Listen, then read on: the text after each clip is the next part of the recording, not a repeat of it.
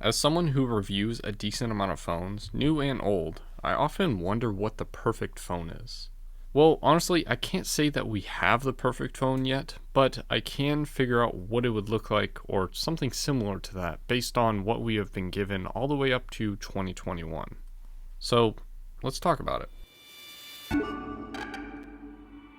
Hello everyone, this is Matt from Real World Review. Check out the social media listed above if you want to talk tech, and subscribe if you want to continue watching tech.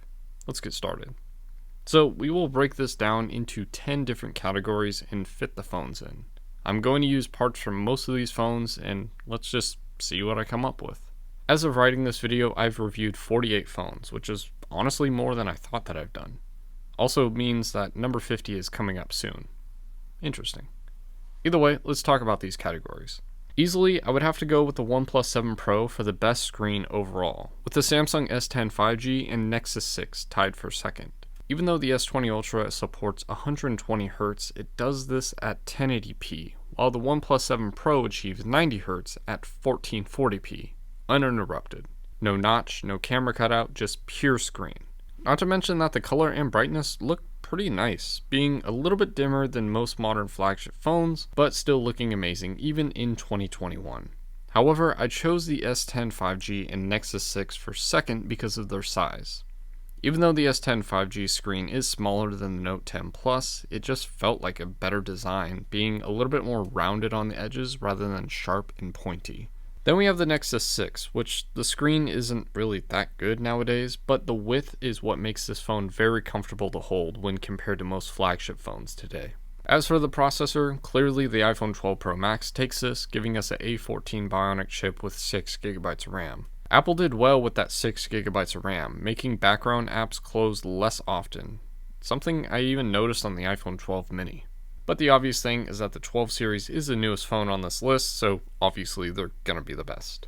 Now for the front cameras, this would still have to be the Pixel 3 series. The Pixel 3 and Pixel 3 XL have the same cameras, giving us focused and outstanding portrait shots, with the option of wide angle, if you like that. I would have to say that the S20 Ultra does come in second with that massive 40 megapixel camera for not only focused photos, but 4K 60 frames per second video from this camera. Still, I think Pixel shots look a little bit nicer. iPhone shots look nice as well, but I don't think the fixed focus sensors are supposed to be on the front of phones. Yes, even the iPhone 12 Pro Max has a fixed focus front camera, like they always have. As for the rear cameras, I would have to go with the S20 Ultra with the video recording from the iPhone 12 Pro Max. While the sensors may not be the best, I personally enjoy the availability of having sensors be able to capture larger images, allowing for pixel binning or added zoom capabilities for that sub 30 times zoom.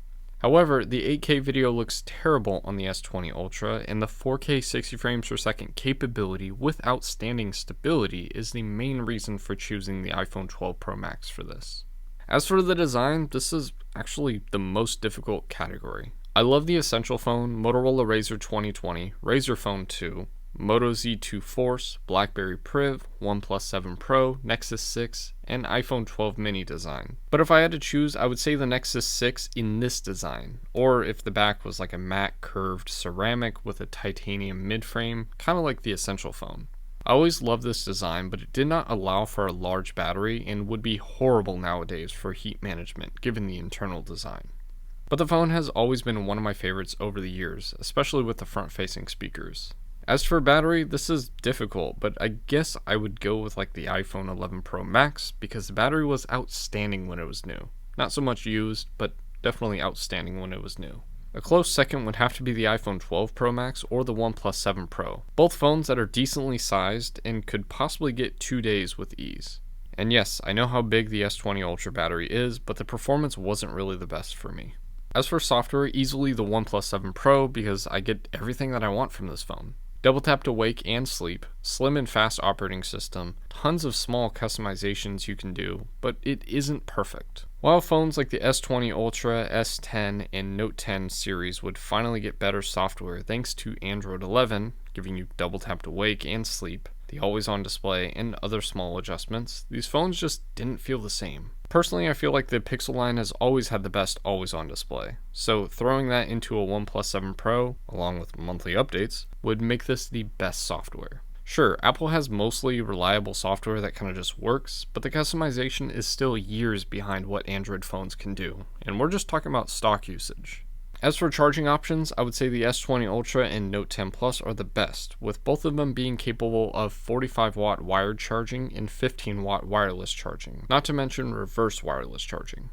Now, the lightest phone would be the best, so clearly the Palm phone would have to take the cake, but we have to be realistic. For this, I would choose the iPhone 12 mini, which is surprisingly lighter than the iPhone SE 2020, but only by a few grams. I think this is a perfect size at 135 grams, but for the Android side, the Pixel 3 is a nice middle ground for premium feel at a decently sized screen with a light weight of 148 grams. And lastly, we have the gimmicks. As stupid as it may seem, I love the squeeze feature from the Pixel 2 to the Pixel 4 XL. Using the Pixel 4a made me realize that I actually enjoyed this feature, and I feel like it's a Pixel staple. It's sad that they dropped it. I do, however, like the music listening feature that they introduced on the Pixel 2 and newer. I absolutely love the Moto Z2 Force pins on the back, allowing for different mods, but these will cost you a decent amount, even though we're going on 2 years since the last mod-capable phone was made, being the Moto Z4. With this said, Essential tried to copy this idea and failed. Horribly. Honestly, it is kind of weird to see a physical keyboard as kind of a gimmick, but the BlackBerry Priv had this trackpad style keyboard, not to mention the sliding portion, and it was actually pretty cool, allowing you to scroll without taking up any screen real estate, something that smartwatches actually do. To some, this is a gimmick, but for me, the pop-up camera is a must and honestly the best way to solve the front camera issue on any phone. The only downside is that this does take up some more space in the phone and adds some extra weight, but to me, it's kind of a fair trade-off. Then we have the biggest gimmick, a folding phone like the Razr 2020, with the added nostalgia aspect. Honestly, having a folding style like this just feels like a waste when the battery, processor, and extra space is taken up by the folding aspect. Even though the Samsung Z Fold 2 is much larger and heavier, at least this phone is lacking in the camera area, and that's about it, giving us the top of the line processor at the release, as well as a decent battery. But to be clear, I don't want my phone to fold. Okay, that was a lot to talk about, but here's what it looks like. I honestly loved reviewing all of these phones, except for maybe like 3 devices. Other than that, these are all amazing phones with awesome features. I just wish that there was a way to stick them all in the Nexus 6 design. But now I turn this to you. Out of all the phones listed above, what would you take to make the perfect phone? Let me know in the comment section, and let me know what you think about this video style. I plan on talking about other topics related to this, but this portion just took up a decent amount of time, so maybe that's going to be for a future video. And that's all I wanted to talk about for now. If you have any questions, leave them in the comment section below, and as always, thanks for watching.